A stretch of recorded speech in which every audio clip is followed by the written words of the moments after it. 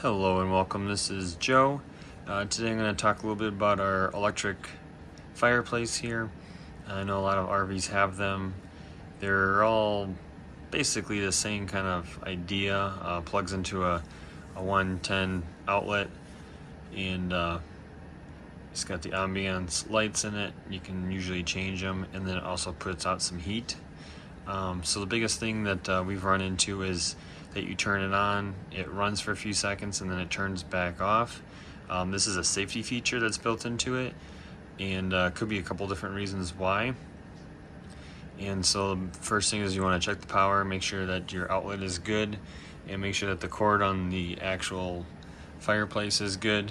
So you want to plug something else into the outlet, make sure that that functions correctly, or if you have a multimeter, you can also test it with that. Make sure that that is putting out the right amount of voltage. Besides that, and then also your cord, make sure your cord's good and the plug is good on the actual electric fireplace itself.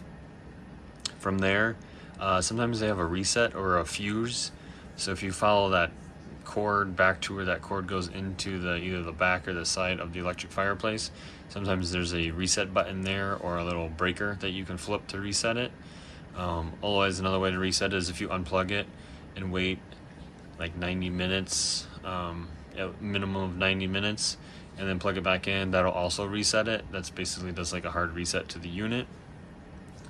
There's also another reason why it may not be, or why it's turning on and then turning right back off, is the heating element.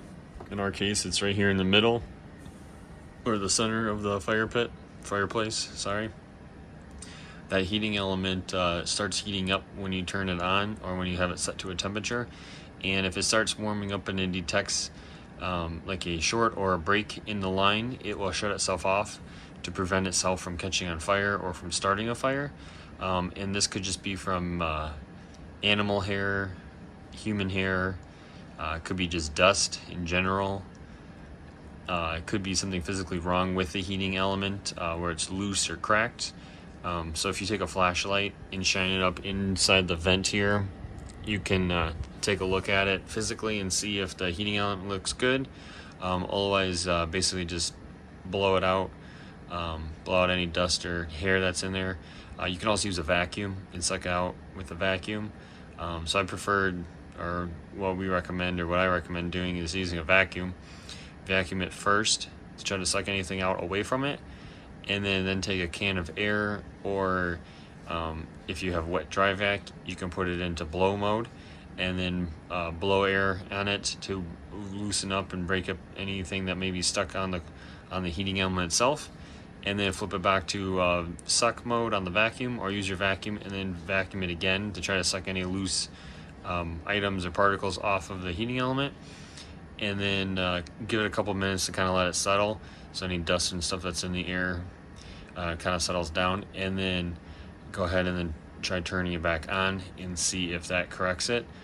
For us, that's what it was, is we just had some dust and stuff that was sitting on the heating elements, so we just blew it out, vacuumed it, and while I did that, I had it unplugged for a while as well, and so I plugged it back in after I cleaned it all and dusted it, turned it on, and then it's been working ever since. So I just want to give that quick tip, and for anybody out there that's having heating issues or having an issue where the fireplace turns on and then turns right back off, that's where I would check a couple of those things. So, well, thanks for watching. Don't forget to like, subscribe, and then leave a comment down below if you've run into this, and if you've if you had a different solution to make it work, because we're here as a community to try to help others save time, money, and in this case, keep each other safe and warm. Thanks. Have a great day. God bless.